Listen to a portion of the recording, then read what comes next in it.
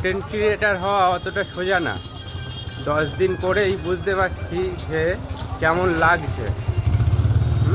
Viewers আসে না, ঠিক আছে, এডিট করা রাত 2টো পর্যন্ত জেগে, এই যে মানুষের সামনে গিয়ে ভিডিও করা, মানুষ আমার দিকে তাকিয়ে থাকে মুখের দিকে যে কি করছে পাগলের মতন, ঠিক আছে, পাগল বলে, অনেক কিছুই বলে, কিন্তু 10 দিন করেই বুঝতে পারছি যে কতটা জ্বালা।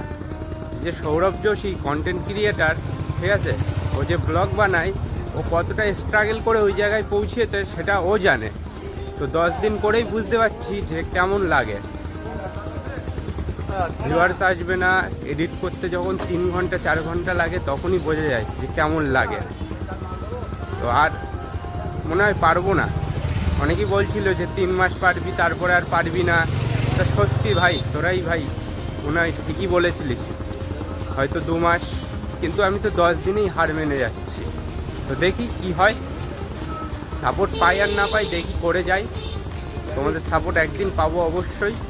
তো দেখি, আপাতত দোকানে যাই, দোকানের জীবন, আবার সেই সঙ্গে কন্টেন্ট ক্রিয়েটার, এতটাই জ্বালা বুঝতে পারছি। Thank you.